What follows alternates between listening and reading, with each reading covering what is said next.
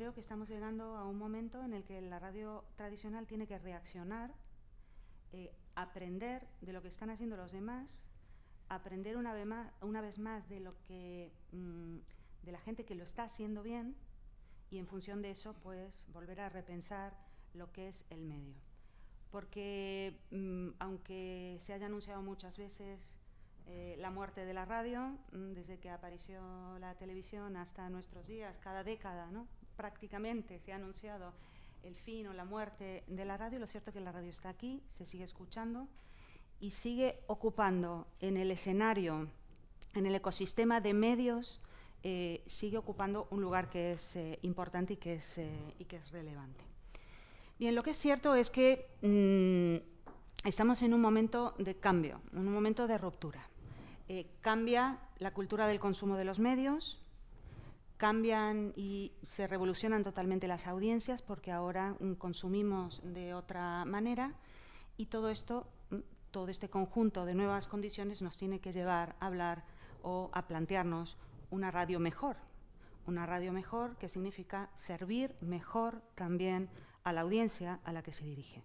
No solamente se busca una calidad técnica, no solo se busca que el producto en sí mismo sea bueno, sino que se trata de establecer cada vez una mejor relación con las audiencias para servirles mejor. Digamos que no debemos olvidar que este tiene que ser el objetivo de la radio, ¿no? ¿A quién nos dirigimos? ¿Quiénes son nuestros públicos? ¿Dónde están nuestros públicos? ¿Qué necesitan saber para vivir en una sociedad democrática, en una sociedad hiperconectada, en una sociedad que tiene una serie también de instrumentos diferentes de participación en todos los niveles, no solamente de participación a través de los medios, sino también de participación social, política, etc. Y entonces vamos, esta es un poco la estructura que va a tener la presentación en estos 3 puntos, que creo que más o menos están, en cuanto al tiempo, muy medidos, digamos que son muy equivalentes unos con otros, para que sepáis que este es el mapa que vamos a intentar recorrer.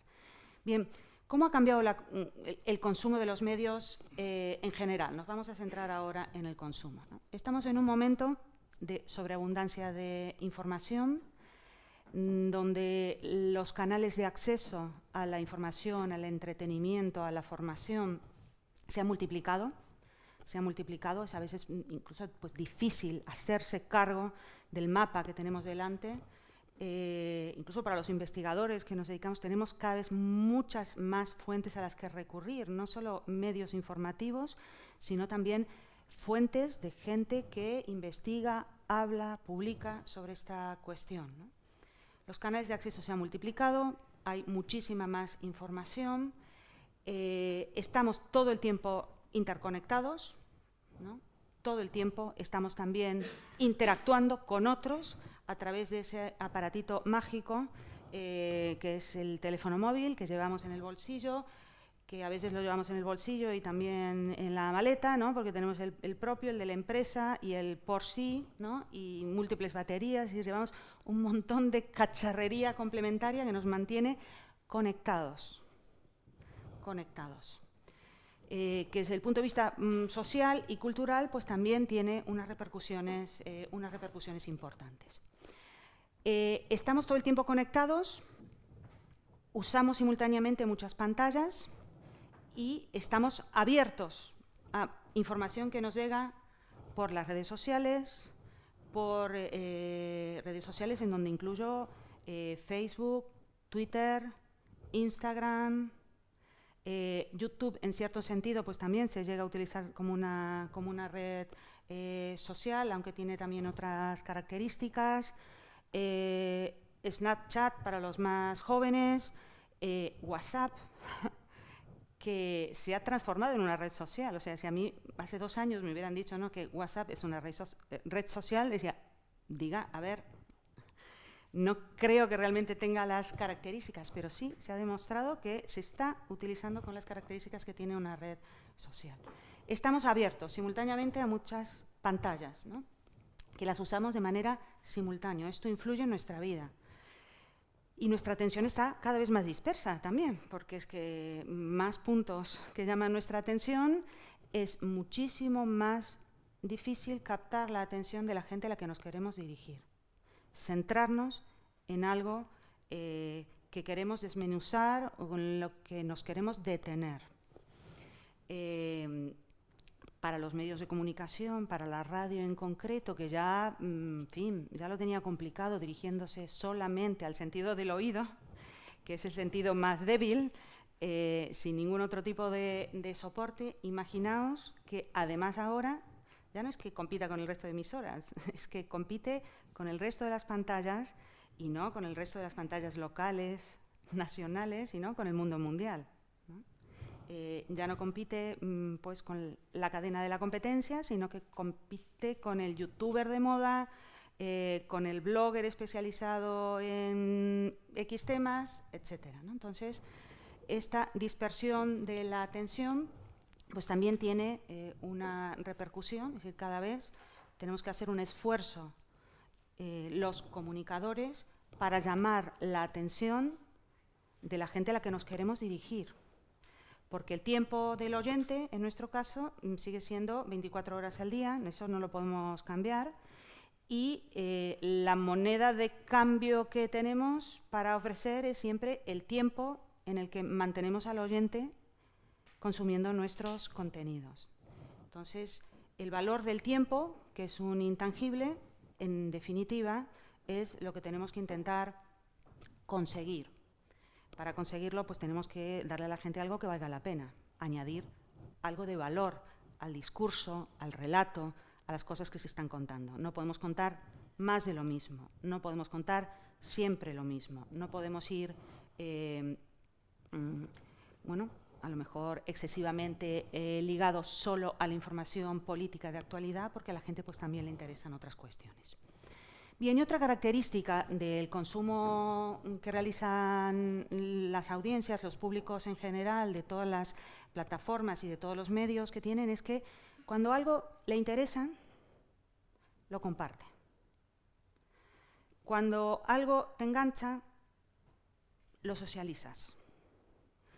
De manera que, como ayer nos comentaba Gorka, el oyente ya no está en el extremo, ya no está alrededor del contenido, o sea, ya no es el receptor final, ya ni siquiera es el que está alrededor, ¿no?, mirando qué es lo que hace su emisora o su medio de referencia, sino que tiene el poder, tiene el mando de decir, esto vale la pena, lo voy a compartir con mi red social.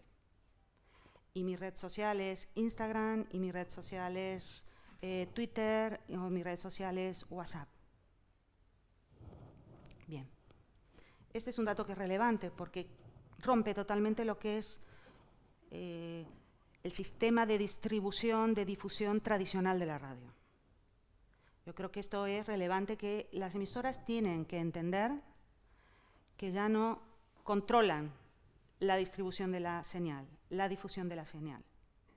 Ni aún cuando dicen, sí, no, yo lo controlo porque tengo mi página web, tengo mi emisora online que va muy bien, tengo mi aplicación, tengo además una plataforma de podcast, estoy suscrita o subo mis productos a iVoox, iTunes y todos los que vayan saliendo. Por supuesto que también tengo mi canal de Instagram en donde subo contenidos, trabajo muy bien el tema de redes sociales, pero siempre hay un punto en el que es el oyente el que tiene ese elemento amplificador. Es el oyente que si le gusta tu contenido, a veces también cuando no le gusta, también lo comparten diciendo, mira cómo he metido la pata, ¿no? Es el oyente el que hace que se multiplique, se amplifique por unos canales que tú no sabes, porque ya son canales más de relaciones personales de esos oyentes, que socializan de manera inmediata tu contenido, y allí ya tú pierdes el control. Lo puedes rastrear, lo puedes estudiar, pero a posteriori tú no has sido el que le ha dado al mando y al compartir.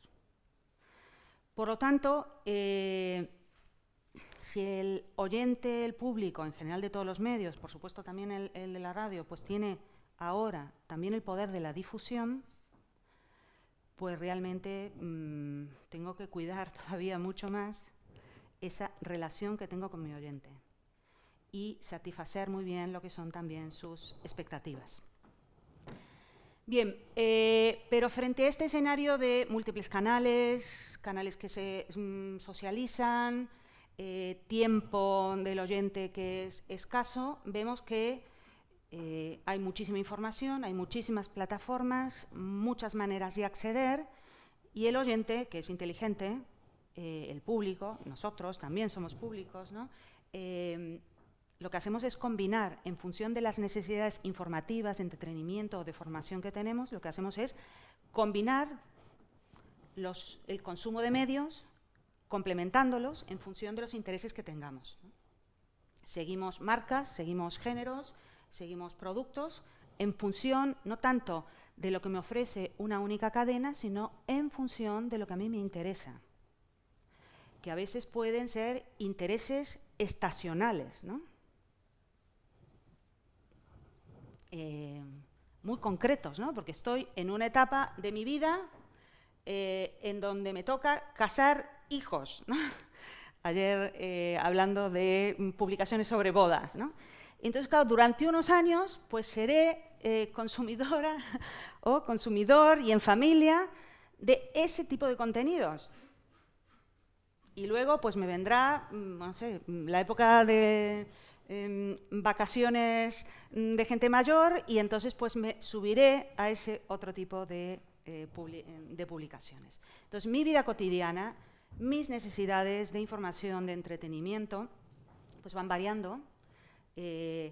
También mis opiniones, porque también la realidad me va ofreciendo otras cuestiones sobre las que pensar y sobre las que opinar, van cambiando y en función de eso la audiencia va combinando esas diferentes tecnologías, marcas y posibilidades.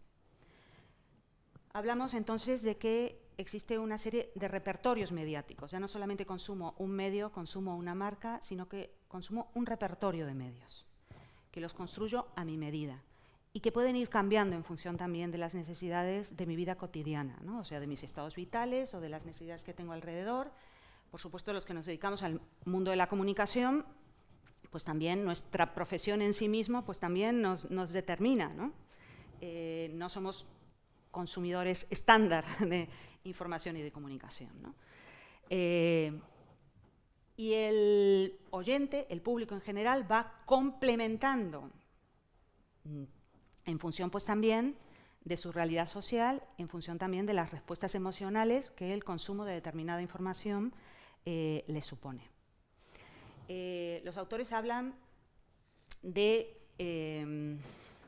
consumo motivacional, es decir, que siempre detrás del consumo de medios y de información frente a la cantidad, el universo cada vez más numeroso de posibilidades de información, cada vez, como el tiempo es escaso, cada vez el público va buscando, en función de motivaciones que son personales, va buscando el consumo que le interesa, en función de sus creencias, en función también de sus aptitudes y de sus predilecciones, tanto para informarse como para el entretenimiento, como para otras posibilidades, ¿no? Entonces, esto es lo que hay que también tener en cuenta, ¿no? Estamos en un ecosistema de medios en donde el público no es un público cautivo. Tú tienes que ofrecer un contenido que te diferencie, que te haga distinto del resto de medios que están en el mercado.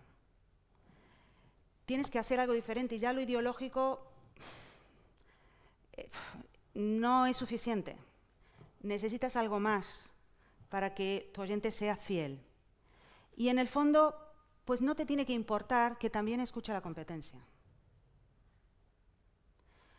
Tienes que saber, y tiene que ser saludable para ti, saber que escucha la competencia y que va a tus productos, que a lo mejor contigo escucha los informativos, pero allí se va para la información de tecnología. O que tú a lo mejor no le puedes ofrecer la información que él quiere porque ideológicamente no está alineado con lo que tú piensas o con lo que la cadena o la línea editorial de la cadena, pero sin embargo tus programas de historia, tus programas de consumo, tus programas de humor, tus programas, etcétera, etcétera, sí que le interesan. Por lo tanto, bienvenida a la competencia, bienvenida a la complementariedad, y no pasa nada por ofrecerle al oyente contenidos distintos en distintas emisoras que puedan ser complementarios, ¿no?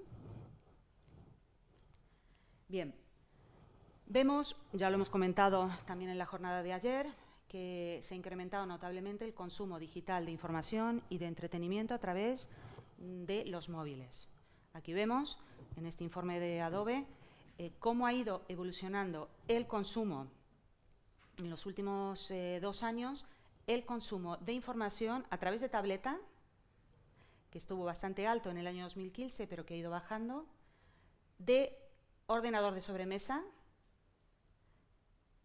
partiendo del mismo punto prácticamente en enero de 2015, pues se ha ido separando. Y la gente ya consume, sobre todo información, pero también entretenimiento, sobre todo en el móvil.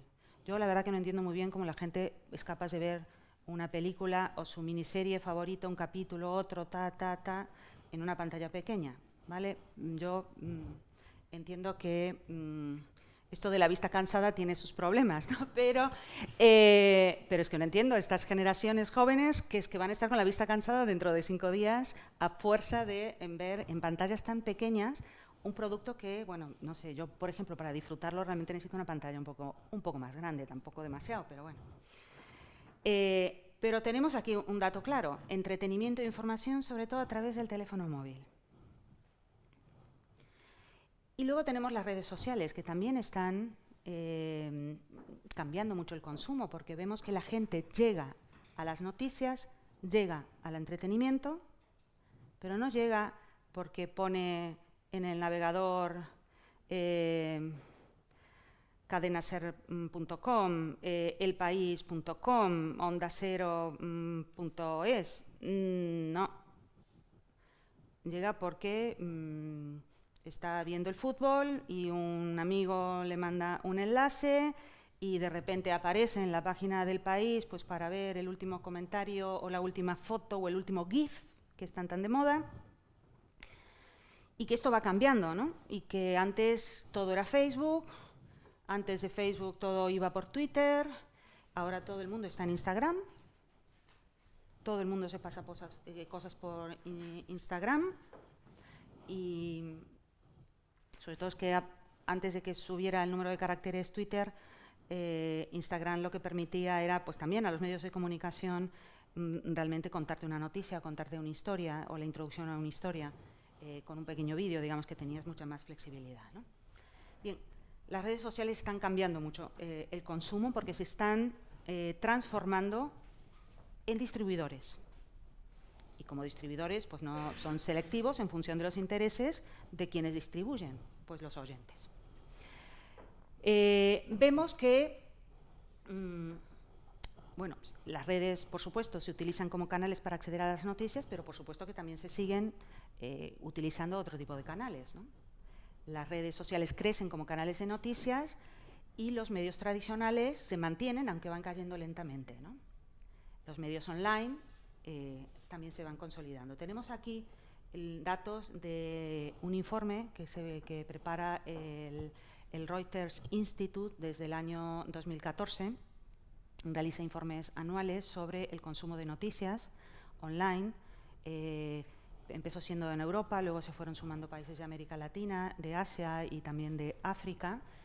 La Facultad de Comunicación, un equipo de investigadores de mi facultad, pues participa en lo que es el trabajo de campo y en el análisis de datos de España. Se realizan al año más de 2.000 encuestas de usuarios de Internet que consumen noticias, ¿no? Y se analizan cuáles son los comportamientos. Y aquí tenemos los datos del año 2017, en donde vemos, en rojo, son los medios tradicionales, offline, es decir, radio, prensa, tele tradicional, que si en el año 2014 se utilizaban en el 92% de los casos, se utilizaban para acceder a las noticias, esto ha ido cayendo.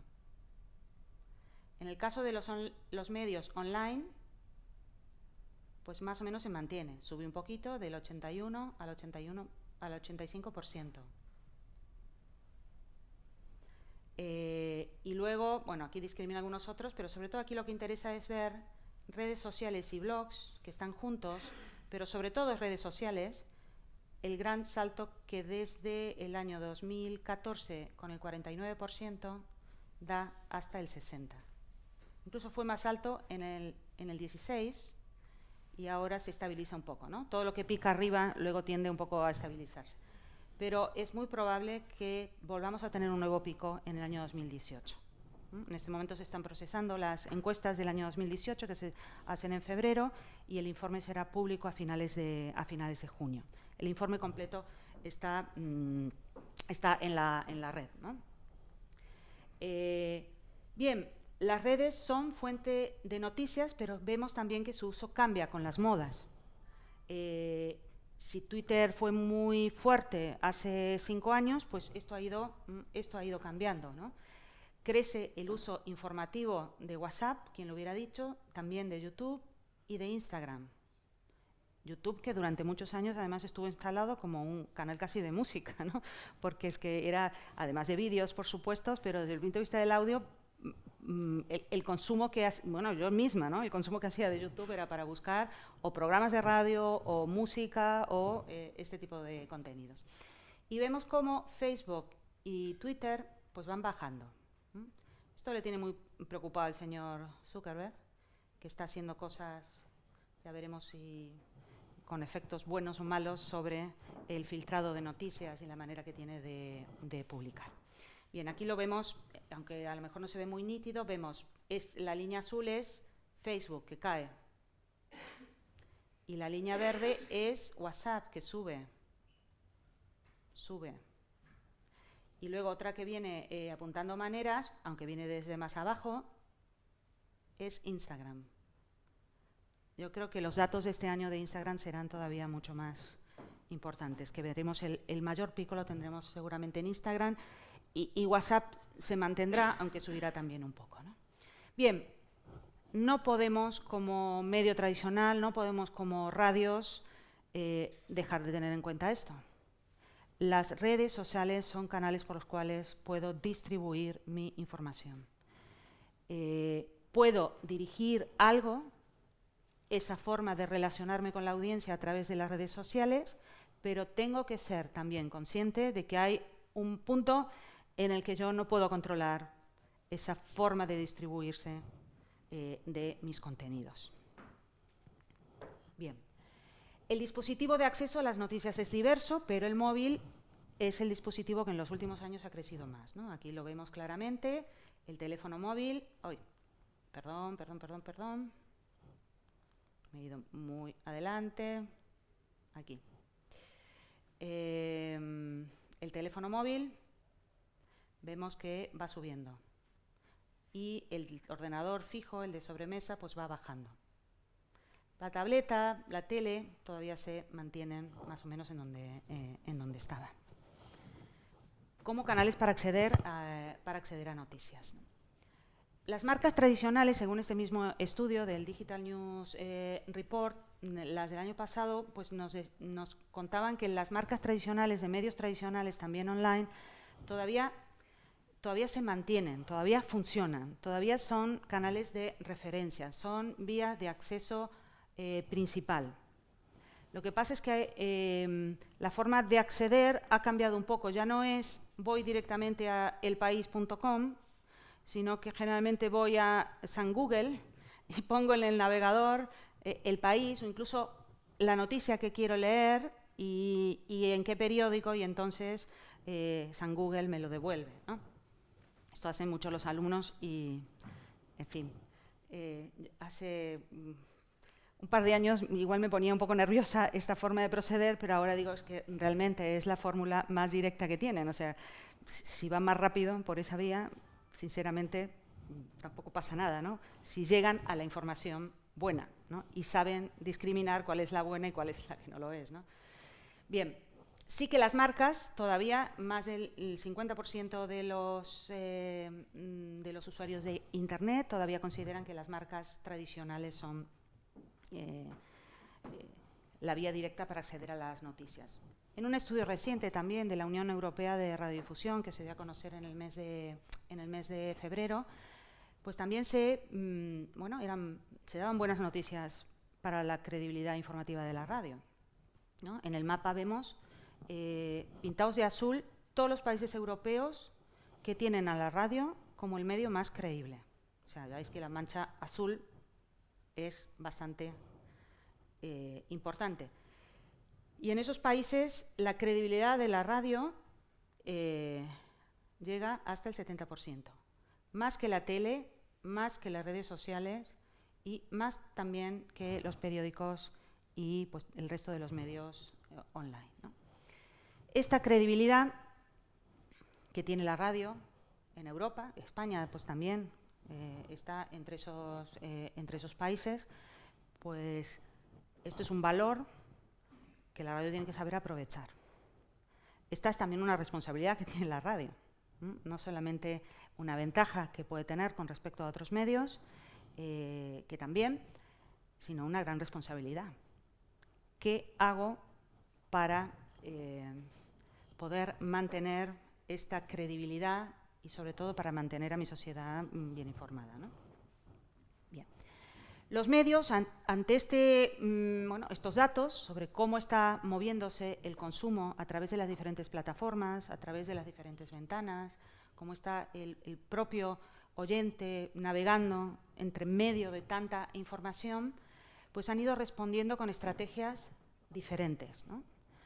El primer cibermedio en España, o el primer periódico que inauguró su página web en el año 1995, que fue el Periódico de Cataluña, meses después El Mundo, y luego se fueron sumando en los años siguientes El País y las primeras emisoras de radio. Bueno, ya llevan prácticamente 20 y tantos años, 2 décadas en la red.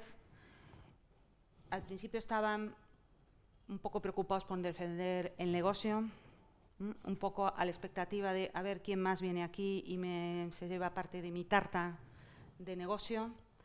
Luego estuvieron un poco preocupados por gestionar el cambio tecnológico, incluso en las propias redacciones, en un entorno de crisis. Se dedicaron a reestructurar y en muchos casos a depurar redacciones, y es ahora, después de 2 décadas, en donde están realmente centrados en lo que habría que haber estado centrados desde el inicio, ¿no? En los contenidos, ¿no? Como comentaba ayer en Gorka, realmente es el contenido en donde hay que centrarse a discutir, ¿no?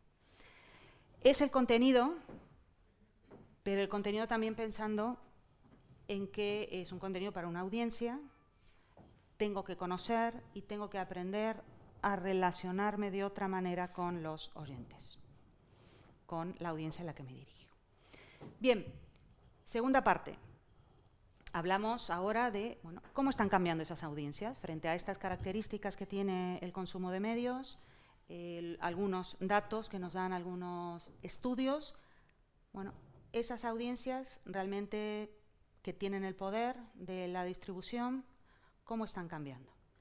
Ayer nos presentaba algunos datos de este informe de Edison Research con Triton, que es un informe que se hace todos los años, el Infinity Dial. Estos ya son datos del año 2018, que se han hecho públicos la semana pasada, el día 8 de marzo. Este informe dice que en Estados Unidos, que efectivamente es un mercado con una audiencia de radio pues, madura, numerosa, es un medio que tiene una penetración, la radio tradicional en Estados Unidos tiene una penetración del 90 y tantos %. Un poquito lejos de nuestro 59,3 o 59,7 en el que estamos ahora mismo, ¿no?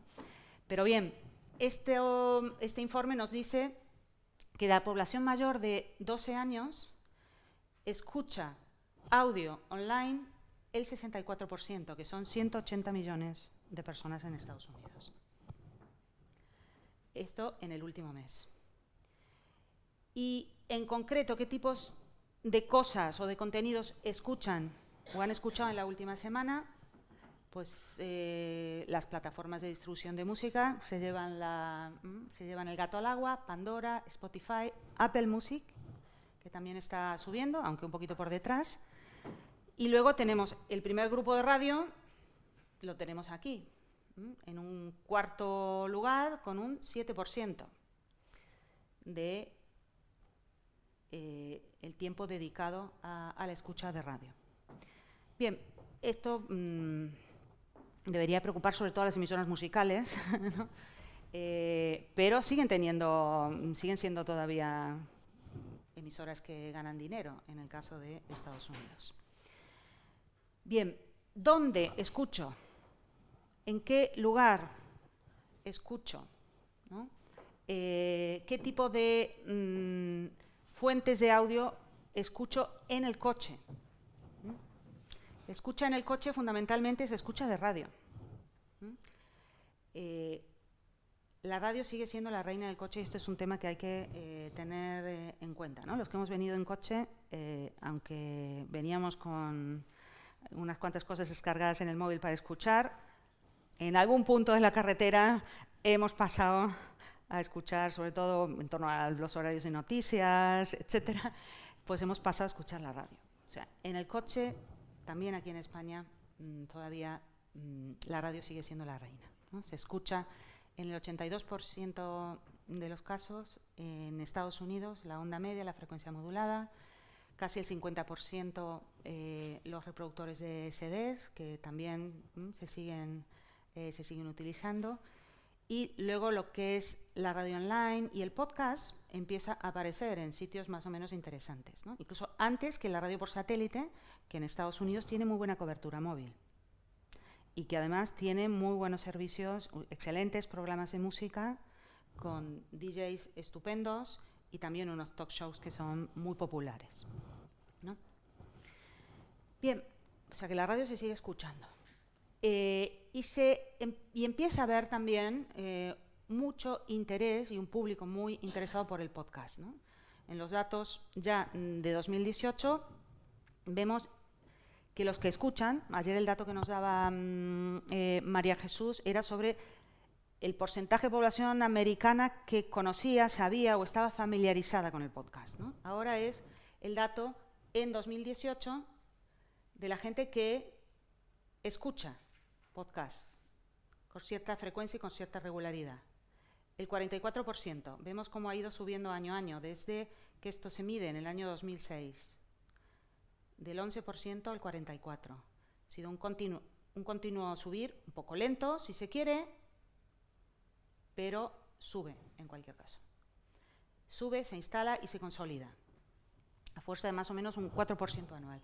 Y luego, sobre todo, lo más interesante es que la media de podcast que escuchan es de una media de 7 podcasts por semana. Tienes muchos oyentes que incluso escuchan más, ¿no? O sea, que escuchan 4, 5, 11 o más. Tenemos aquí más de casi un 20% de esos 124 millones que son consumidores de podcast, son consumidores altos, ¿no? de podcast, ¿no? Bien, vemos también que hay un interés creciente.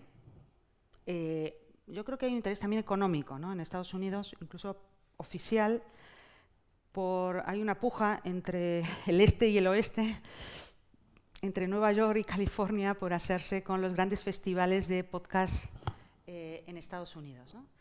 Vemos que en Estados Unidos están triunfando muchos podcasts de gente famosa, de influencers, que los han lanzado como marcas personales, como parte de su marca personal, o que incluso asociados a algún otro tipo de plataforma periodística o de especialización, ¿no?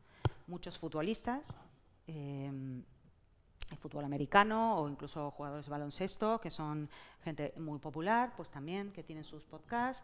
Este par de chicas son unas blogueras muy famosas de moda, una marca bastante interesante, que también se han lanzado, además de su blog, que es muy popular, que tiene muchísima publicidad. Han empezado a lanzar su podcast y ayer pues también se comentaba, ¿no? La acción institucional o corporativa de una empresa de comida rápida que para contarles a la audiencia o disculparse, mejor dicho, ante la audiencia por la falta de un producto, una salsa en concreto, durante X días en una de sus sedes, pues decidió contarlo a través de una historia de 3 episodios, 3 o 4. Bueno, el primero creo que era una presentación y luego eran 3 capítulos. En 3 episodios contó y se disculpó, contó una historia, era entretenimiento, pero era su manera de disculparse por no haber, con sus clientes, por no haber dispuesto de ese material durante X tiempos, ¿no? Y lo hace a través de un podcast, como una acción de marketing directo con sus públicos para explicar, bueno, una situación que podríamos denominar una situación de crisis dentro de una empresa, ¿no? Bien. El podcast, así como antes decíamos que la radio predomina en el coche, vemos que el consumo del podcast está sobre todo concentrado en el móvil, ¿no? Aquí vemos cómo ha ido evolucionando. Inicialmente se consumía bastante a través del ordenador fijo, ha ido decreciendo y, sin embargo, desde el año 2015 hasta la actualidad va subiendo en todo lo que son dispositivos móviles, ¿no? La tableta y el móvil fundamentalmente. Y aparecen los altavoces inteligentes. No me voy a detener aquí mucho porque ya hemos hablado, pero es una cuestión bastante interesante.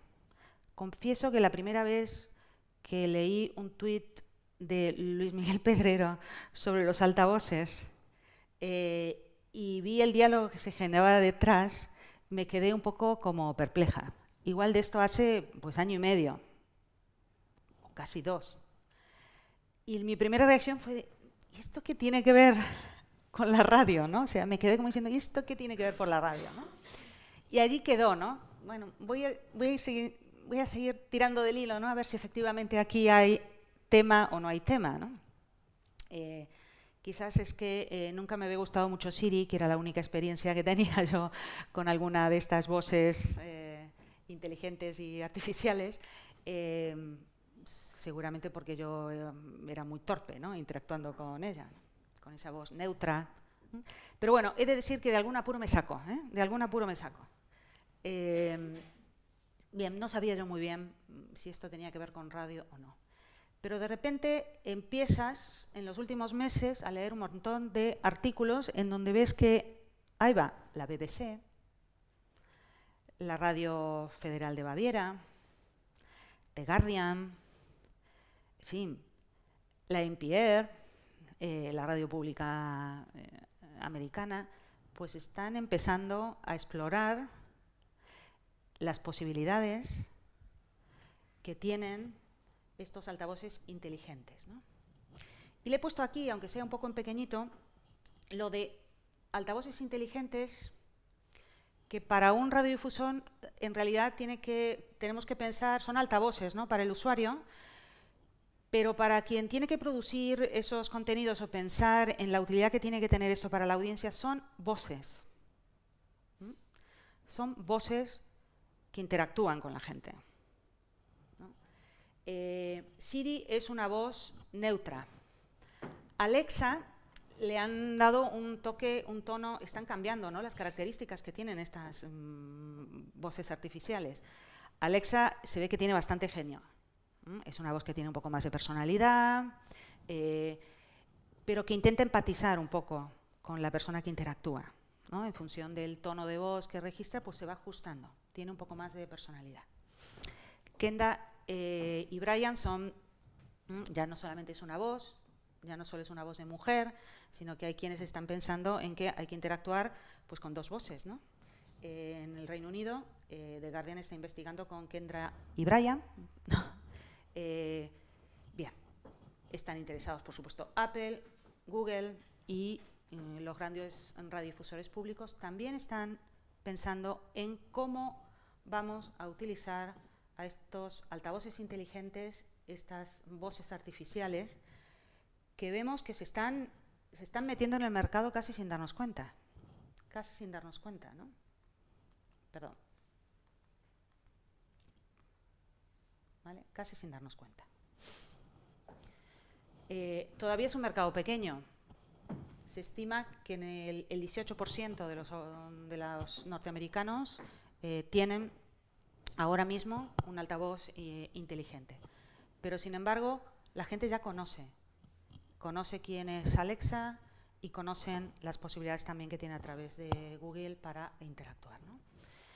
Y la persona que se encarga del desarrollo de todas las interfaces de voz en Google anunció en una conferencia que hubo en París hace unas semanas que estamos realmente en el punto de arranque, ¿no? En el punto cero de la gran revolución de la voz como una interfase para relacionarnos con la tecnología. La voz que siempre ha sido el patrimonio de la radio. Yo, por el momento, no tengo la respuesta de cómo la radio tiene que rentabilizar esto. Solo pienso en que, bueno, la radio tenía la simultaneidad, la instantaneidad, ya no la tiene. La comparte con un montón de otros medios que están online. La radio era la reina de la interactividad, siempre interactuó con el oyente. Siempre a través del teléfono, a través de los programas en directos, con las salidas a la calle. La radio siempre, desde sus inicios, estaba en contacto directo, interactuando, escuchando y haciendo participar a los públicos en sus contenidos. Eso tampoco ya es patrimonio exclusivo de la radio. La palabra, ese contacto directo, personal, de tú a tú, que tenía la radio, ojo, ya empieza a tener competencia en otras fórmulas de comunicación. Claro, es distinto, ¿no? La voz personal de quien te habla, al oído, te susurra, es muy diferente de una persona de verdad, de una persona a quien conoces la cara, por supuesto que es muy, muy diferente a una voz artificial. Pero esto también es cuestión de años, de evolución de la tecnología. Yo, sin más, después de la perplejidad, al leer los primeros tweets de Luismi hace año y medio, casi 2, pues ahora realmente no es que me esté preocupando, pero digo, bueno, es una llamada de atención. Que me pone en valor de nuevo el papel que tiene la palabra en la comunicación directa con las personas, es decir, que me vuelve a destacar que aquí hay, esto es lo que la gente quiere que alguien le hable a él. Esto a la radio le tendría que hacer pensar, vale, yo ya le estoy hablando a él, ¿lo estoy haciendo bien? ¿Puedo hacerlo mejor? ¿Vale? ¿Puedo hablarle ya no tanto a las masas, ¿no? Porque estamos en el fin de los medios de masas, ¿no? ¿Puedo hacer un esfuerzo por hablar a cada uno? Por mejorar esa relación con el oyente a través del instrumento que tengo, que es la palabra, el hablarle, a través de un micrófono y a través de la radio.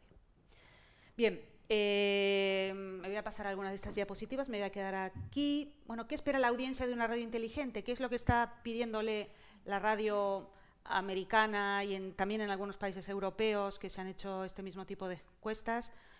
Pues, ¿qué es lo que la gente le pregunta a ese altavoz inteligente? Bueno, le pregunta preguntas sencillas, ¿no? Desde el tiempo hasta le pide temas musicales, chequear el tiempo, saber la hora que es, pedirle que sintonice una emisora, pedirle que automatice o ponga una alarma, bueno, una serie, un listado. Me salta otras 2 diapositivas de otro estudio que era un poco anterior a este, que es ya de 2018, pero más o menos el tipo de cosas que pedían era lo que nosotros habitualmente le pedíamos a la radio como información-servicio. Cuéntame el tráfico, el tiempo, las 5 noticias más importantes para que yo, antes de salir a casa, antes de salir a la calle, al trabajo, pues yo tenga todo esto claro, ¿no? Le estoy pidiendo cosas que la radio habitualmente me estaba contando, ¿no? Que a veces es una información muy concreta. Y lo voy haciendo pues sin necesidad de estar interactuando con mi pantalla. Digo, Alexa, ¿qué hora es? ¿Cuánto falta para que pase mi autobús? ¿A qué hora tengo que salir? ¿Llevo paraguas o no? Y ya la cosa está un poco más evolucionada, porque ya directamente Alexa te dice, en función del tiempo, mejor que lleves el paraguas, ¿no? Etcétera. Bien, se habla ya de que existe un superoyente, de gente que consume mucho audio, consume mucha información, consume muchas pantallas y consume también mucho audio. Todos esos oyentes de podcast y de radio en Estados Unidos, bueno, los investigadores de marketing consideran que hay un grupo de ellos, sobre todo que son gente joven, gente que no escucha mucho la radio en continuidad, pero que consume mucho podcast, que demanda mucho contenido, es decir, que a medida que se introduce más en el mundo del podcast, consume más información. Es un oyente que está dispuesto a suscribirse, incluso a veces pues también a pagar, que generalmente prefiere a demanda solicitar y descargarse automáticamente material, ¿no? Generalmente, bueno, quien escucha un podcast y le gusta, pues el 81% directamente se suscribe de manera automática para que eso se descargue, ¿no? Este superoyente consume a través del móvil, consume un 31% en el hogar, pero el resto, el 69% on the go, ¿no? Realizando otro tipo de actividades. No es solamente el coche, no es solamente los medios de transporte, sino también mientras se hace deporte u otro tipo de actividades al aire libre, ¿no? Pero es un consumo que es móvil, ¿no? Y que le gusta pues llevárselo puesto, ¿no? Como parte de su indumentaria, ¿no? Este superoyente pues comparte, recomienda contenido, son grandes apóstoles del podcast, o sea, cuando encuentra un buen contenido, pues lo promueve entre sus conocidos, lo recomienda, le gusta el contenido en profundidad. El que consume podcast con frecuencia, con regularidad, generalmente son podcasts que son de duración extensa, que tienen un contenido de investigación periodística pues bastante relevante, original, distinto. Es decir, que no quiere que le cuenten el último boletín de noticias, ¿no? Quiere que le hablen sobre Estado Islámico y enterarse de una vez por todas qué significa esto y qué tiene que ver conmigo, ¿no? Consume cada vez más podcast y menos radio, ¿no? La radio ya empieza a estar muy abajo entre sus preferencias para consumo de audio. Confían, el grado de confianza que tienen en el tipo de contenidos y en la autoridad de las personas que les hablan es cada vez más alto. Vemos aquí que incluso está, bueno, esto se refiere al mercado americano, ¿no? Donde los periódicos son grandes instituciones creíbles, ¿no? A pesar de lo que diga el señor Trump. Los podcasts están ahí, la radio está en tercer lugar. en estos superoyentes, ¿no? Son oyentes que están dispuestos a invertir y que incluso a financiar a la radio pública, a su radio local, que son capaces de entender que necesiten del apoyo de la audiencia. Y yo me pregunto, ¿existe ese superoyente en España? ¿Estaría dispuesto a pagar por ese contenido de audio? Ayer nos mostraban un universo apasionante de podcast en español. ¿Se está escuchando? ¿O todo el mundo está elaborando podcast y se escucha poco, ¿no? ¿O todavía es una élite? ¿O tenemos pocos superoyentes en España aún? Bueno, yo creo que estamos en un momento de despegue. En un momento de despegue que habrá que observar, ¿no? Lo que está claro es que el consumo de audio digital se consolida. En el estudio que también hace unos días navegantes de Internet de la Asociación de Investigadores de Medios de Comunicación del 2008, pues ya nos dice, ¿no?, que se escucha bastante la radio en Internet. Aquí están los datos comparados de televisión en el último mes, en la última semana, en el día de ayer. Pues se consume bastante con respecto a otros años y a otros estudios. También se utiliza para informarse, según nos da los datos el Digital News Report, a través de las distintas plataformas. El dato más o menos coincide, en torno al 25%, 24, 25% se informa a través de medios online, ¿no? Bien, el escenario es diferente, hay más competencia entre plataformas. En España, Internet se ha generalizado como segundo soporte de consumo. La radio había estado instalada como segundo soporte de consumo durante mucho tiempo, después de la televisión, y ya llevamos, yo creo que es el tercer año ya, desde el año 2015, en donde la radio ha pasado a ser el medio que se consume en tercer lugar, ¿no? E Internet va creciendo año a año. Bien, los oyentes de radio, ese 59,3% en España, dicen que escuchan la radio a través de Internet, solamente 1.700.000, en streaming en su mayoría, y en podcast, según los datos de la tercera ola del EGM del 2017, pues se da una cifra que, en fin, que todavía no nos queremos mucho, que son de 380.000 oyentes. Realmente son datos muy bajos y que han llevado, bueno, a que realmente se plantee en serio, las asociaciones de investigación de audiencias se planteen en serio hacer una medición online que sea más creíble, ¿no? Y en ese punto están, ¿no? IAB, AIMC y la Asociación de Emisoras de los Anunciantes, pues están ahora mismo en un momento de concurso, ¿no?, para ver con qué empresa realizan un estudio en profundidad para medir el consumo de medios online y en concreto pues también el consumo de audio en sus diferentes formas, ¿no? ¿Y qué es lo que hacemos en Internet, según también el informe de navegantes? Nos interesa, en esta primera columna, oír en directo la radio, el 27%.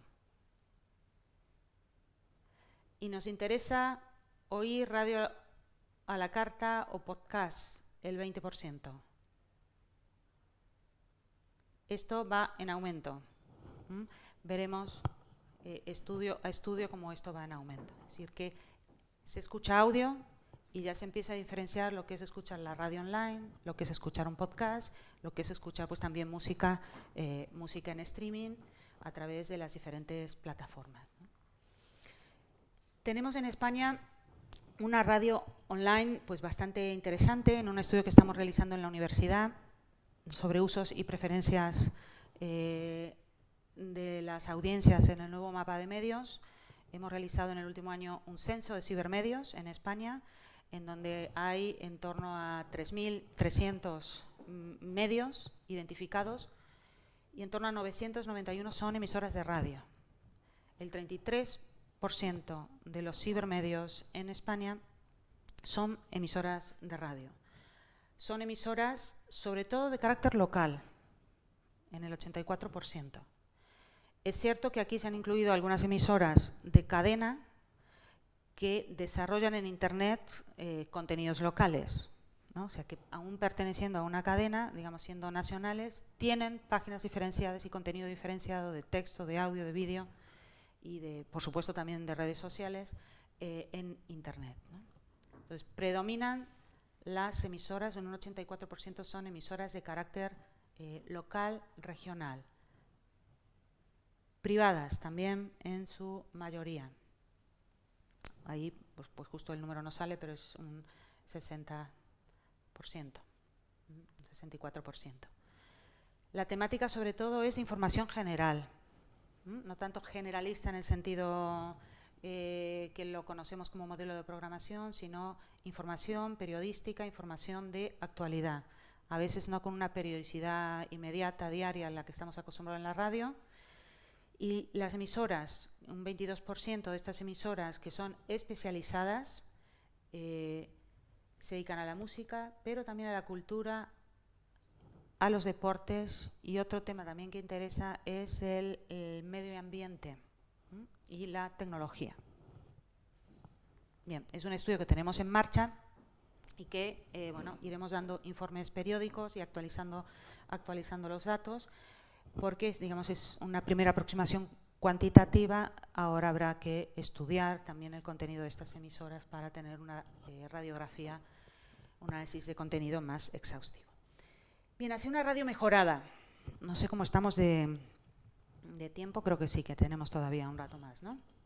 Ya entro en la última parte. Bien, la radio no ha muerto. En el año 1966, cuando a John Simpson le propusieron ser el director del departamento de noticias de la BBC, sus familiares le dijeron: ni se te ocurra, la radio es que va a morir, ¿no? ¿Para qué te vas allí si ese buque está a punto de naufragar, ¿no? Y cuenta, pues unos cuantos años después, 50 años después, cuenta que Radio 4, que es la emisora generalista de la BBC, pues había alcanzado pues más de 11 millones de oyentes, ¿no? Bien, la radio no ha muerto. No es el primer tuit o el primer mensaje que pone este señor al respecto, porque lo va recordando con cierta periodicidad, ¿no? Y tenemos algunos elementos que dan motivos para el optimismo, ¿no? Tenemos gentes que están haciendo cosas, cuidando el sonido, produciendo sonido, demostrando que el sonido interesa, que se pueden hacer cosas interesantes, que se puede cambiar, que se puede arriesgar, y que deben llevar a que toda la radio pues también se haga este planteamiento, ¿no? The Guardian, que ya mencionaron, ha sido uno de los medios pioneros en el desarrollo de podcast. No solamente porque acuñó el término en el año 2004 con el ya referenciado artículo de Ben Hammersley, Audible Revolution, sino porque a lo largo de todos estos años ha ido desarrollando un repertorio bastante interesante, variado, cambiante a veces, de productos de podcast, ¿no? Ha ido experimentando, desde tener un programa en directo en televisión diario que fracasó, hasta cualquiera de estos podcasts, que no todos tienen una frecuencia o una regularidad fija, pero sí que cumplen con un servicio y han visto que funciona en su mercado.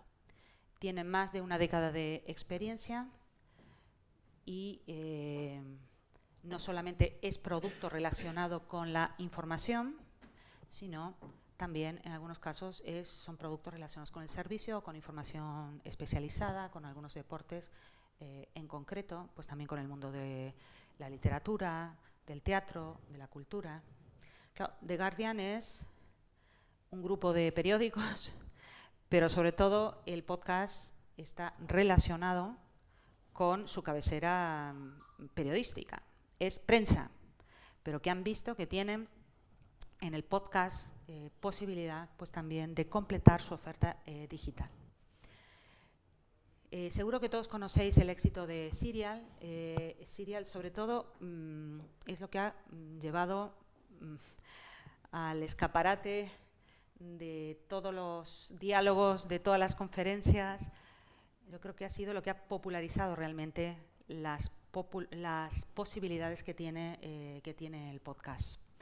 Es periodismo de investigación, nace como una investigación especializada dentro de This American Life, que es una productora que ya tiene otros productos y es muy reconocida en Estados Unidos, pero bueno, que adquiere vida propia, hace periodismo de investigación, es una historia que es seriada, tiene 2 temporadas, tiene algunas otras series asociadas. La tercera espera salir ahora en el 2018. Ha generado parodias, inspirado series, memes y ha demostrado que existían esos superoyentes. Y en particular los llamados millennials, los que ahora mismo tienen entre 20 y 35 años, les encanta este tipo de productos. Y hablan y comparten y están pendientes, ¿no? O sea, como antes estaba pendiente de una serie de televisión, ¿no? Bien, es un tipo de periodismo también, de investigación judicial, de reapertura de casos judiciales, que luego ha tenido también su impacto social, casos también que socialmente habían tenido muchas implicaciones, y que bueno, también existía un interés social por escuchar ese tipo de historias, ¿no? En el caso de Estados Unidos, ¿no? Bien. The New York Times también es una cabecera, bueno, en el caso de Serial nace dentro de una productora o un programa de radio. The New York Times también se ha lanzado a la producción de podcast. Primero empezó con algunas de sus columnas o con algunas de sus secciones más emblemáticas. O sea, la sección de libros del New York Times siempre era muy prestigiosa, lo sigue siendo, y empezaron por ahí, ¿no? En un podcast mensual en el cual se comentaba, se hacía crítica literaria y era un complemento. Luego siguieron también con información de carácter más práctico, en función de determinadas necesidades, por ejemplo, frente a las grandes tormentas que últimamente pues, son bastante frecuentes. Bueno, tenían pequeñas guías prácticas sobre cómo proceder, ¿no? O cómo actuar en determinadas situaciones de emergencia, que también fueron muy virales. Y hace un año, en febrero del año 2017, le propusieron a este profesional, Michael Bárbaro, le ofrecieron pues hacer un resumen informativo de 20 minutos, un programa informativo de 20 minutos en donde se abordara de forma diaria 2, 3 temas relevantes, los que él considerara oportunos, y ha sido todo un éxito, porque el producto periodístico es muy bueno, porque claro, él cuenta también con el respaldo de toda la redacción de New York Times, porque además le han puesto delante del equipo de audio del New York Times a una persona que sabe mucho de radio. O sea, se trajeron a la mejor productora de radio de toda la costa este, la ficharon para desarrollar todo el contenido de audio y, por supuesto, también para dar apoyo técnico y en el diseño del formato a The Daily. Y un año después, este programa, que va de lunes a viernes, que dura aproximadamente unos 20 minutos, a veces un pelín menos, entre 17 y 23 minutos según el día, pues han tenido 20 millones de descargas. La redacción de New York Times, poco menos que se pelea por colaborar con este equipo de gente, o sea, han pasado más de 126 periodistas del New York Times a colaborar en alguno de sus programas, es decir, ha establecido una sinergia con el resto de la redacción. No son una isla dentro de la redacción, sino que ya están trabajando todos juntos. Tienen 8 productores, han conseguido llegar a unos oyentes que eran invisibles para el New York Times. El 30% de los oyentes tiene menos de 30 años. El 30% de esos oyentes lee ahora con más frecuencia el New York Times y está dispuesto a pagar y a suscribirse, porque el New York Times The Daily es libre y el resto de los podcasts generalmente son todos también de libre acceso, pero The New York Times tú puedes acceder a la portada y a 2-3 historias de portada importantes por día, pero luego es de suscripción, digamos que el acceso es de pago, ¿no? Es en formato de muro de pago, ¿no? Puedes acceder a la portada, pero luego para seguir leyendo necesitas estar suscrito, ¿no? Y bueno, aunque de forma se puedes leer 10 historias al mes de manera también gratuita, ¿no? Pero bueno, ha demostrado que el periódico puede llegar, no solamente este contenido, sino que el periódico puede llegar a los jóvenes y puede aumentar pues también la fidelidad de esos nuevos oyentes, ¿no? Ha sido en la lista que publica Vitalmente Apple el podcast más popular, incluso ha estado con Serial muy a la par. Ha empezado a tener también patrocinadores interesantes, Google y algunas compañías de coche están desarrollando pues también un player nativo para facilitar también la escucha de manera independiente o de manera más fácil que a través del periódico. Y luego pues se ha establecido una sinergia muy interesante en donde esto del sonido el New York Times se lo ha creído y empieza a incluir dentro de todas sus historias desarrollo de contenido de audio. Incluso hay historias que realmente solo se entienden por el audio, ¿no? Como es este mapa interactivo, en donde lo que quería mostrar, también un guiño para las generaciones más jóvenes, quería mostrar en el mapa de Estados Unidos cuáles eran las músicas preferidas, ¿no? Es un mapa interactivo que aquí no está, digamos, en el cual uno puede ir navegando, ir conociendo por distintas décadas cuál es la música que gustaba en esas partes de Estados Unidos, clicar y escuchar, ¿no?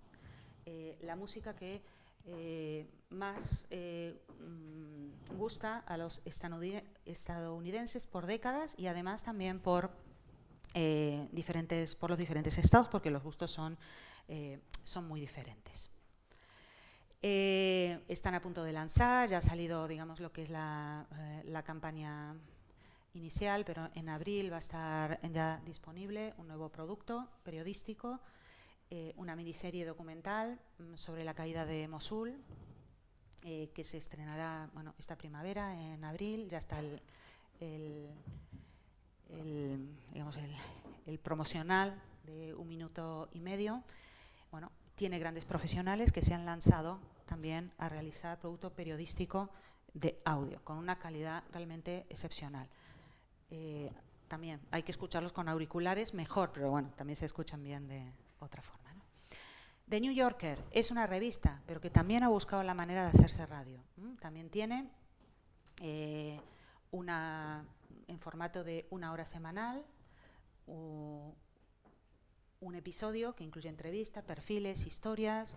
No quiere ser la revista en formato audio, pero bueno, de alguna manera bebe de su tono, de las posibilidades y el tipo de narrativa que tiene The New Yorker, que es una revista que tiene sus peculiaridades y que se ha caracterizado en general por aglutinar a grandes firmas, grandes humoristas, caricaturistas, en fin, que representa muy bien un tipo de periodismo y que a través del programa de 1 hora semanal pues también está muy bien representado.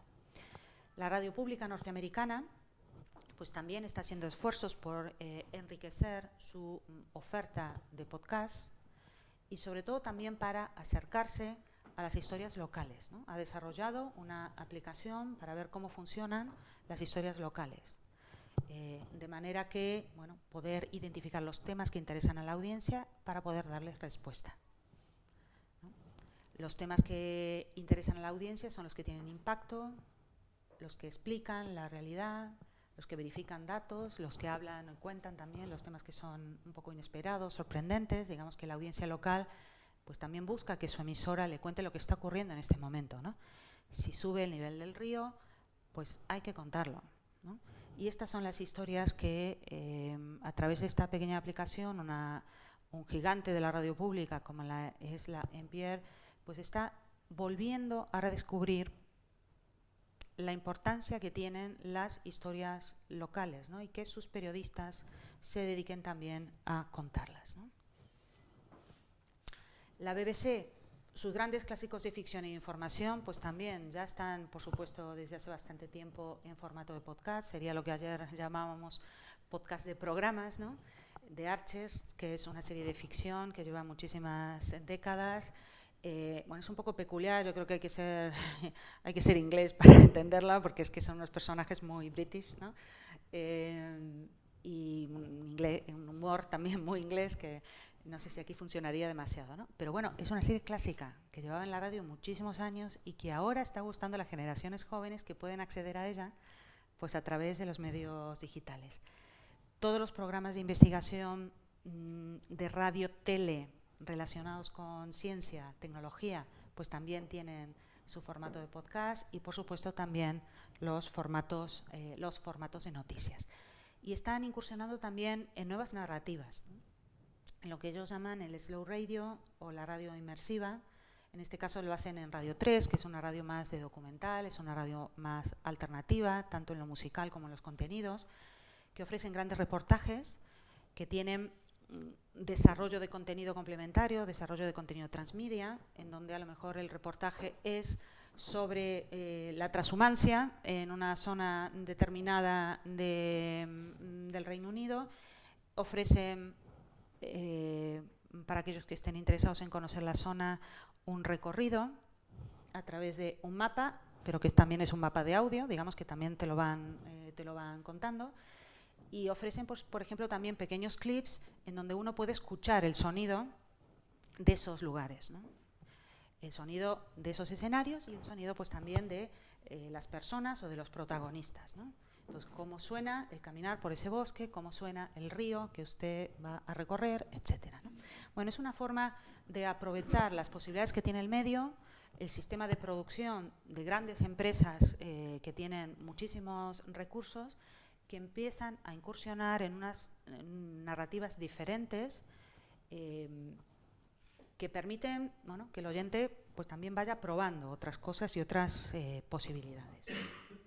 Bien. Y tenemos todas tendencias en todo lo que es el podcast live, que lo que hace es favorecer la conversación. Esto también es un recurso, la radio en directo. Claro, es que uno dice podcast live y parece como una contradicción, ¿no? Pero el generar eventos en torno a la actividad radiofónica también es algo que ha sido bastante característico de la radio, ¿no? La radio siempre ha salido a la calle, ¿no? Es lógico que el podcast también quiera beber de esos tipos de presentaciones, de narrativas, de esa forma de interactuar con el oyente, ¿no? Entonces hay una tendencia de que, bueno, de podcast en directo, del live podcast. Luego se están desarrollando muchas aplicaciones para mejorar lo que es la interfaz visual, sobre todo en el móvil, de todos los servicios de audio. Digamos, se le está dando bastante relevancia porque a veces se tiene buen contenido, pero la aplicación no es buena, ¿no? Lo escuchábamos ayer a María Jesús, aquí tenemos que mejorar. Entonces, yo creo que todavía no existe la aplicación ideal, ¿no? Bien, a lo mejor es que hay que ir a por algo más sencillo, no lo sé. Pero bueno, se está desarrollando, The Guardian está desarrollando pues también bastantes recursos ahora mismo en facilitar lo que es la relación del usuario con la interfase visual, ¿no? de sus servicios de podcast. Y luego pues también se está investigando acerca de, bueno, ¿cómo es esto? ¿Cómo tiene que ser la distribución de los contenidos de audio del futuro, ¿no? porque vemos que en las aplicaciones no terminamos de acertar. No es solamente una cuestión de interfase visual, o sí, bueno, están investigando, ¿no?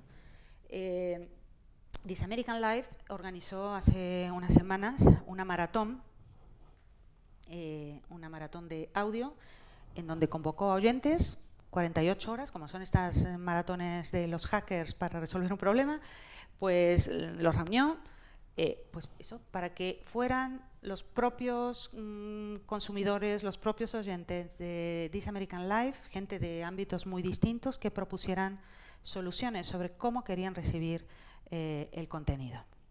Bueno, es una experiencia también de relacionarse de manera distinta con los usuarios para ir buscando respuestas en aquellos puntos en los que la emisora, la productora, los profesionales no tienen la llave para realmente conseguir que sea un éxito esa distribución, ¿no? Entonces, a veces hay que organizar cosas diferentes para ir probando, ¿no? Bueno, en España tenemos experiencias de podcast transmedia. El Ministerio del Tiempo de Radio y Televisión Española en las 2 temporadas también tiene su serie de podcasts. Es un poco tímido porque son, en el primer caso, en El Tiempo de Valientes, creo que fueron 3 podcasts, no fueron muchos. Ahora, Una llamada de tiempo, creo que son 5. Pero bien, dentro del desarrollo transmedia del Ministerio del Tiempo, que es bastante importante, es relevante que le hayan dedicado el podcast, que además tienen unas voces impresionantes y las historias son también muy bonitas, muy interesantes, ¿no? Y permiten el despliegue de un personaje, porque es que en el fondo es darle en el podcast protagonismo a un personaje que es secundario, pero que puede desarrollar una línea narrativa complementaria a la historia principal. También Movistar, pues también en alguna de las últimas series que ha producido, pues también lo está trabajando. Radio Nacional, como sabéis, lleva muchos años apostando por la ficción sonora. Antes era una ficción sonora cada 2 años, ¿no? Ahora consigue, yo creo que 2 o 3 por año, y es un éxito también de público cuando las presenta en público, ¿no? Porque muchas de estas pues también se representan con cara al público y bueno, tienen allí una interesante sinergia de trabajo con La Casa Encendida en Madrid, y entonces, que se llama La Radio Encendida, y tienen, yo creo que estos días pues también tenían la presentación de alguna de sus últimas obras. COPE tuvo, ahora ha anunciado que harán algo más, ¿no?, con el podcast, pero ha tenido algunos intentos de hacer cosas distintas, material interactivo, multimedia, en algún caso con mucho soporte gráfico, en otros con soporte visual, otro pues aprovechando los viajes por el mundo de algunos de sus profesionales, intentando explicar a través de infográficos. En fin, tiene ha habido algunas incursiones un poco testimoniales y ahora mismo algunas ideas, pero sin llevar a la práctica, ¿no? Y luego van surgiendo, ¿no?, entre los profesionales de los medios, o sea, los todopoderosos, la cultureta, el cómprame una radio, que son todos productos en realidad sacados adelante por los profesionales. Se reúnen 2 o 3 amigos, tienen una buena idea y bueno, venga, vamos a grabar un programa, y resulta que el programa es un éxito, ¿no? Y no tanto porque la cadena se lo crea, sino porque el programa empieza a tener vida propia y eso le da una vitalidad a la redacción muy importante, pero también le demuestra a una cadena, como es el caso de Onda Cero, que ahí hay futuro. Y le demuestra que el talento lo tienes en casa, no lo busques fuera. Si quieres buscar algo más fuera, pues sigue buscando. Digamos que estamos en un mercado libre, también es bueno, ¿no?, que venga gente nueva, nuevas generaciones, gente joven, ¿no?, con ideas frescas. Pero es que dentro de la casa tienes gente con ganas de hacer muchas cosas diferentes, ¿no?, que se lo pasa bien y que hace que la gente se lo pase muy bien, la audiencia, escuchándoles, ¿no?, en un tono y un registro distinto. La cadena SER también, ¿no?, ha regresado a la ficción, todos sus cuentos de Navidad o todas las ficciones que en los últimos años ha ofrecido para Navidad, La vida moderna, todos los especiales temáticos, Ser Runner, Ser Historia, Ser Consumidor, están funcionando muy bien en la antena, pero están empezando a ser también un éxito en cuanto a descargas. También algunos programas más relacionados con música negra y criminal que nace en La Antena, pues ya veis que directamente ya la han pasado a Podium, porque es un producto más de las características de Podium, pero inicialmente estaba solo en la Antena. Bien, hay signos de que se empieza a revitalizar, ¿no? Por supuesto, Podium Podcast, que apuesta por la ficción, por la actualidad, por el producto cuidado, que están siendo, yo creo que el primer año yo creo que costó un poco, y que después de la Bienvenido a la vida peligrosa, yo creo que el propio título pues también era un guiño interno, ¿no? De decir, bueno, o con esta nos estrellamos, porque era una apuesta económicamente muy fuerte, o es el punto de inflexión para despegar, ¿no? Y pues un año después del estreno de Bienvenido a la vida peligrosa se ha demostrado que, en fin, a lo mejor en sí mismo esa inversión no fue rentable, pero es que ha generado un negocio y un movimiento y le ha dado una visibilidad a la plataforma impresionante. Y sobre todo ha ido marcando un estilo de hacer que se está, bueno, que ya se ve que es parte de la marca, ¿no? No solamente de un producto en concreto. Bien, y luego tenemos otras plataformas. Cuonda es una plataforma de podcast que es independiente, que nace como un proyecto de una profesional, Ana Ormaechea, que presenta, digamos, para una convocatoria internacional, presenta y le dan una beca para poder desarrollarla en el CUNY, en Nueva York, en un ámbito universitario, con los mejores. Ahora mismo cuenta con una beca de Google, de una de las becas para desarrollo tecnológico de la fundación de Google, y tiene productos que son interesantes y que son distintos. Los hilos de Washington el origen son los hilos de Twitter de la corresponsal de 4, Dori Toribio, que cuenta una vez a la semana qué es lo que ocurre en Estados Unidos, ¿no? Lo hace desde Washington todas las semanas, con un estilo muy divertido, muy millennial, con efectos, pero bastante, digamos, muy riguroso también en lo periodístico, ¿no? Sus hilos en Twitter son súper largos, son muy difíciles de seguir porque van muy enlazados, pero sin embargo los sintetiza muy bien en la radio, porque ella es una mujer de radio, ¿no? O sea, que ha trabajado muchos años en la radio pública, ¿no? En Radio Nacional, antes de ser corresponsal en Washington, ¿no? Politibot nace como un experimento, también nace como un bot en Telegram, como un experimento de un par de profesionales que dijeron, vamos a ver esta tecnología, cómo funciona. Eligieron Telegram porque era la única posibilidad que tenían en ese momento como red social, pues para lanzar un formato de estas características. En concreto era solamente para realizar la cobertura de las elecciones, las últimas elecciones norteamericanas, y sin embargo luego ha tenido vida propia, ¿no? Han mejorado y desarrollado el producto, ya no solamente es el robot, sino que también hay voces humanas, y es muy interesante, ¿no? Y bueno, se han ido sumando también otros proyectos, ¿no? Se ha mencionado también Radio Ambulante, que es una comunidad de reporteros de América Latina, totalmente descentralizada, pero grandes profesionales que producen reportajes sobre temas que tienen interés en América Latina y sobre todo también que tienen interés para la comunidad hispana en Estados Unidos.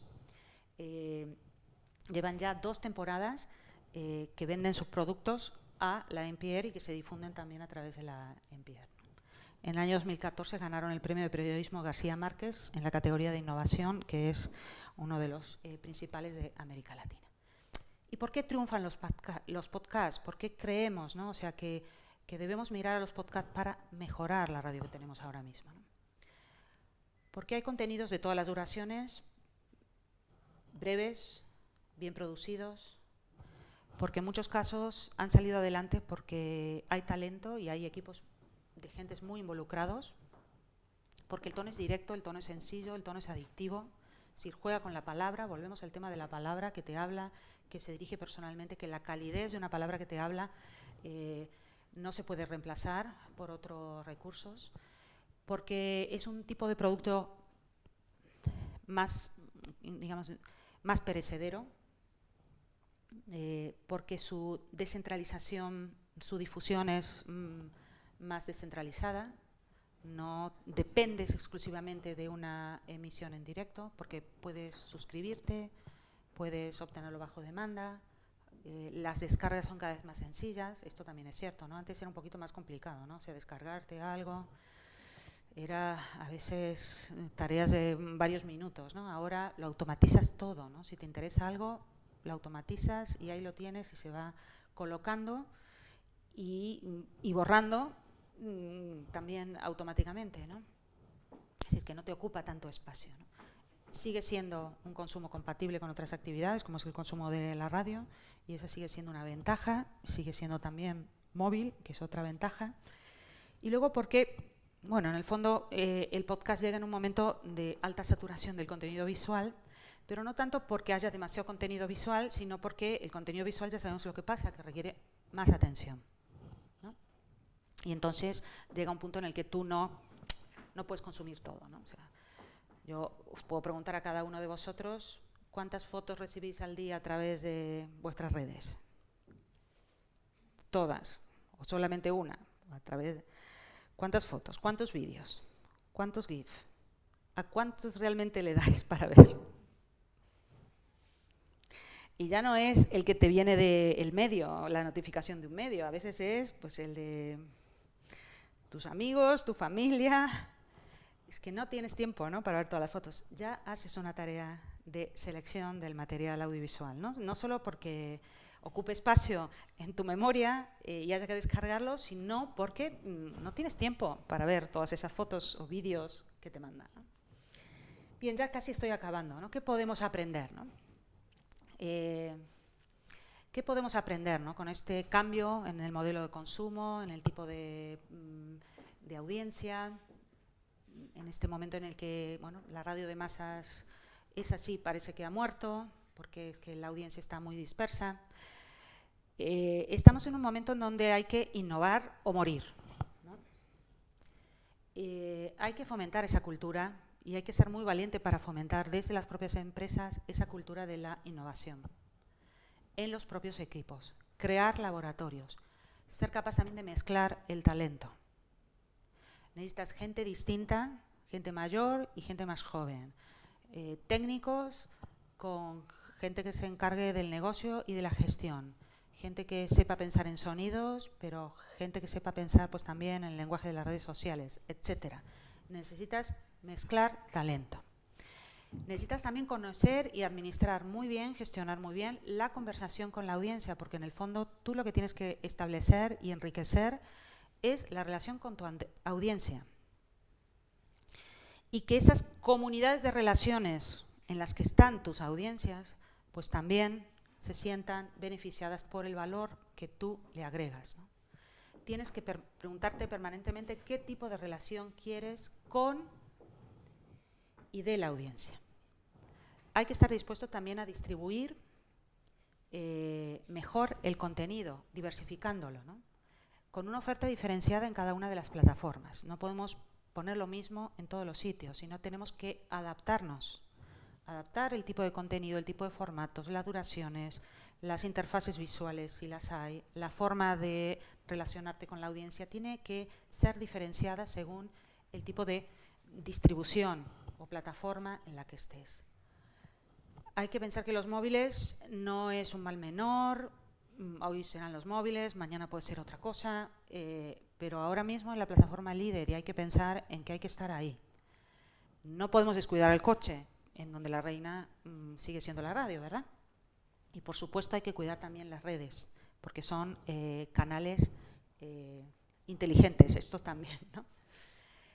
¿Qué podemos aprender para ser una radio mejorada? Hay que apostar por el contenido de calidad, por el periodismo de calidad, con una propuesta de valor que esté bien definida, que a la gente le valga la pena perder el tiempo con nosotros, el poco tiempo que tiene, ¿no? O sea, que sea tiempo bien utilizado, ¿no? Hay que pensar que ninguna historia es menor.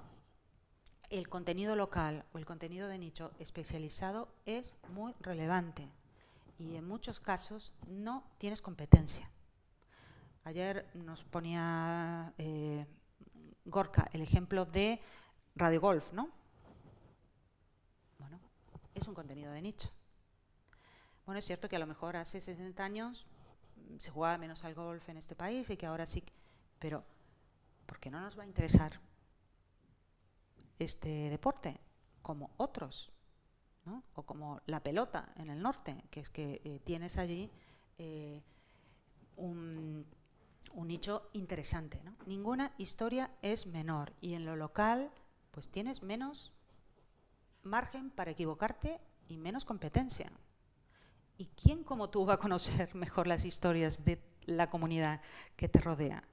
Las cosas que interesan. ¿Por qué nos empeñamos en hacer una radio local demasiado reflejo, demasiado espejada con la radio central, ¿no?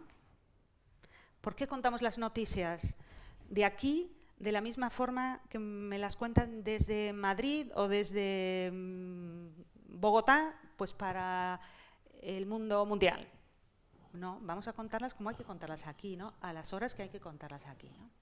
Bueno, estar dispuestos a cambiar, estar dispuestos a soñar, a multiplicar también las opciones para acertar. No nos vale una única apuesta, a lo mejor hay que intentar y soñar muchas cosas para que triunfen 2 o 3, ¿no? Y luego, bueno, tener paciencia. El camino es largo, es complejo. Los medios más grandes, pues es más difícil, ¿no? O sea, un transatlántico, pues tarda más en moverse que una barca un poquito más pequeña, ¿no? Y hay que, bueno, en cualquier caso, estar dispuestos también a arriesgar, ser pacientes, pero también estar dispuestos a arriesgar y volver a empezar si hace falta. Yo creo que la radio ha demostrado que es capaz de hacerla, que tiene la flexibilidad para hacerlo.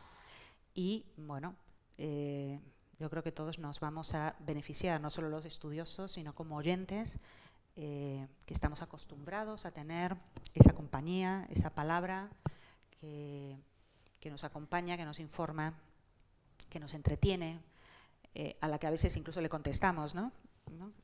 Cuando vamos o estamos solos, incluso hablas, ¿no? No con Alexa, sino que hablas con tu receptor de radio.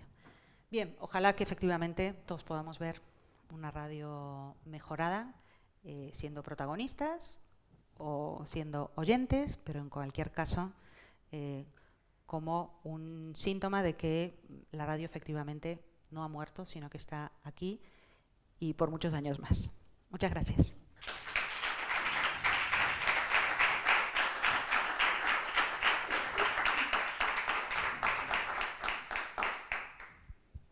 Bien, no sé si está previsto que haya preguntas. Si no las hacéis.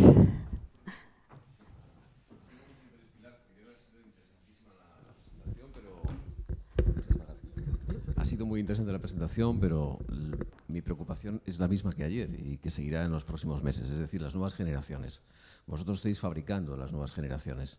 Después de este planteamiento que has hecho, ¿cuál es el perfil que tratáis de conseguir con los alumnos de periodismo y de comunicación en la facultad? Que es mi casa.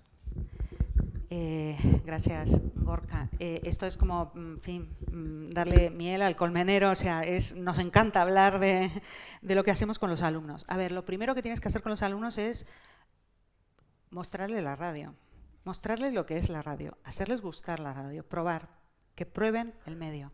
Porque en muchos casos, como pasaba en este experimento que han hecho aquí en Barbastro hace unos días, preguntando a chavalines de 5 o 6 años si sabían lo que era una radio y la gente decía que no escuchaba, que no sabía lo que era. ¿Qué es eso? Pues nuestros alumnos que llegan con 18, 19 años a la universidad, pues en muchos casos tú les hablas de la radio y se quedan, vale, ya me voy a enterar para la próxima clase de qué me está hablando esta señora, ¿no? Entonces mostrarles. Es mostrarles las posibilidades, es mostrarles un poco el papel social que ha tenido la radio a lo largo de la historia, sin irte demasiado lejos y sin ser demasiado exhaustivo, pero sí mostrarles cómo ha sido un medio de comunicación que ha sido vital en muchos momentos, tanto por el entretenimiento como también en algunos momentos informativos y críticos, no solamente en España, sino también en el mundo, como la radio ha estado presente y la radio lo ha contado. Y luego dejarles que ellos prueben el medio. Como cuando uno va a la heladería y le ponen un sabor nuevo delante y dice, bueno, pruébalo, ¿no? Te dan una cuchara, pruébalo antes de pedirte el helado completo, ¿no? Pruébalo, ¿no? Ahí va. Está bien, estoy dispuesto, el primer sabor es bueno, estoy dispuesta a arriesgar, me voy a comprar un helado y luego vuelvo a la semana siguiente y no vuelvo solo, vuelvo con mis amigos, etcétera, ¿no?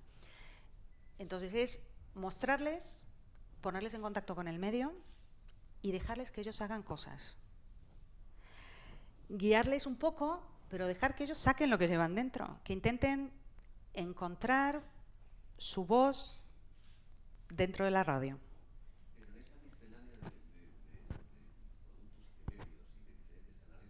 Hacéis que sean hombres pulpos, quiero decir, hombres que trabajen en todos los medios, que sean multidisciplinares, que sean multitarea y que apliquen la radio no solamente a hacer radio, sino la radio dentro de un periódico, lo hemos visto, la televisión, la imagen, es decir, que los medios pierdan su apellido y se reconviertan, no sé en qué, no sé con qué nombre. ¿Eso lo estáis preparando ya en los alumnos? A ver, nosotros sobre todo lo que hacemos es que sepan identificar una buena historia, que sepan conocerla, investigarla, o sea, que sepan identificar qué es noticia o aquí hay una historia que merece ser contada, que sepan investigarla, documentarse, conocerla, escuchar a las voces protagonistas y luego contarla. Contarla en un gran reportaje para la prensa, en un gran infográfico interactivo, pues para lo digital y también para una historia de radio. Tenemos ejemplos súper bonitos. El año pasado uno de los trabajos fin de grado era un proyecto que es que yo les miraba y decía, bueno, vale, vamos allí, pero ya me veían que tenía cara de incrédula, ¿no? Alumnos que hacen doble grado de historia y periodismo. Queremos hacer un podcast de historia y periodismo. Vale. ¿Y eso cómo se hace, no? Porque es que, claro, los personajes de la historia no los puedes entrevistar. Y luego entrevistar al típico teórico profesor que te hable de no sé qué, o sea, me aburrí un poco, ¿no? Así a primeras decía, bueno, esto ya está hecho, es que se van a aburrir ellos, no solo me aburro yo, sino que se van a aburrir los alumnos. Hicieron un mix de productos relacionados con su proyecto. Su hilo conductor era grandes hechos o acontecimientos de la historia. Algunos tenían más que ver con la historia de la música, en fin, en función de los talentos que había en el equipo, pues fueron desarrollando con ese hilo conductor distintas cosas, algo más relacionado con la música, entrevistas más con expertos, y desarrollaron un gran reportaje sobre, porque querían hablar con los protagonistas de la historia, y abordaron Segunda Guerra Mundial, campos de concentración, Auschwitz. Hicieron un reportaje de audio impresionante, que era una entrevista con una persona que había sobrevivido al campo de concentración de Auschwitz. Ella vive aún, es una judía sefardí, su familia había emigrado a Grecia desde muy jóvenes, pero habían mantenido el español, bueno, el sefardí, digamos que en su casa se había hablado. Ella con 16 años, desde Grecia, es deportada con toda su familia al campo de concentración de Auschwitz. Su madre muere al llegar, o sea, nada más bajar, la mandan a la cámara de gas. Ella y un hermano sobreviven. Y ahora lo cuenta. Lo cuenta en un reportaje que es precioso. Que claro, es una persona mayor, habla, es media hora de radio, media hora de entrevista, que te quedas con los pelos de punta, ¿no? Pero también con mucha delicadeza, porque tampoco se trataba de recargar la parte dramática en exceso. Bien, quedaron tan impresionados de este reportaje, de este testimonio, no solamente que el equipo han quedado como muy amigos de esta mujer y su entorno, sino que además dijeron, queremos seguir contando esta historia, ¿no? Y han escrito un libro en donde cuentan la historia del reportaje que han hecho, del reportaje de radio, cómo hicieron la investigación, cómo se documentaron, el viaje que hicieron a Niza, 3 alumnos con un profesor, en un coche, fin de semana, en plan rápido, pues para hacer la entrevista, cómo fue la grabación, y lo han contado en un libro. Entonces ellos mismos se dan cuenta de que pueden contar esta misma historia, la pueden contar también de diferentes formas, ¿no?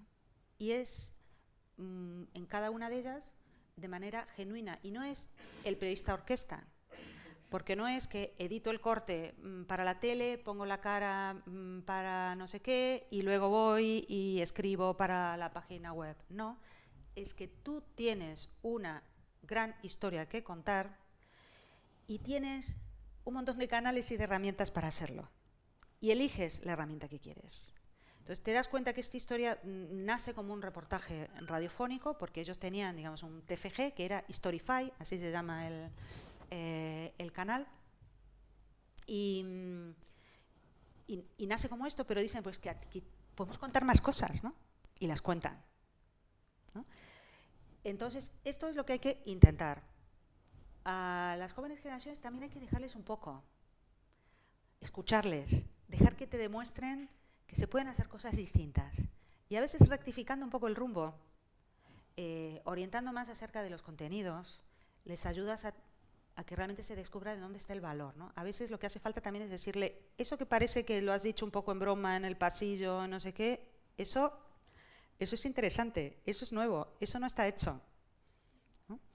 Que es ese contexto o esa perspectiva que ellos a veces no tienen, ¿no? Porque no han escuchado, no escuchan la radio, no han escuchado la radio de antes, tú les puedes contar un poco, pero tampoco se lo puedes contar todo, ¿no? O a veces es decir, bueno, vamos a intentar esto que fue un formato histórico, a lo mejor ahora mismo también funciona, vamos a ponerlo en marcha. Entonces es un trabajo muy bonito, porque cuando la gente descubre la radio, se enamora de la radio, que es tan fácil enamorarse de la radio, ¿no? Los que estamos aquí no nos tuvieron que convencer demasiado, ¿no?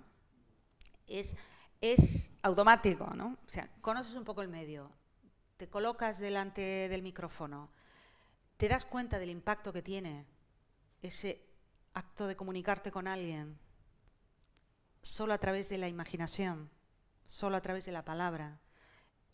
Crear una relación es que es muy potente. Y eso engancha. Eso engancha. Y hay que darles herramientas para que ellos mismos sean capaces de decidir, esto quiero contarlo de esta forma, y esto necesito un infográfico, y esto saca un montón de fotos, pero es que si lo muestro todo pierde todo el encanto. No es para una galería de fotos, es para otra cosa, o lo quiero contar de otra manera, ¿no?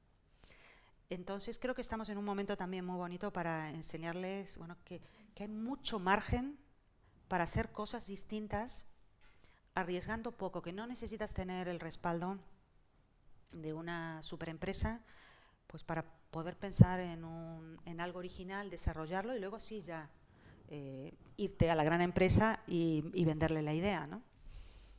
Porque también hay que vivir y esas cosas, ¿no? Esas cosas a las que uno está mal acostumbrado, ¿no?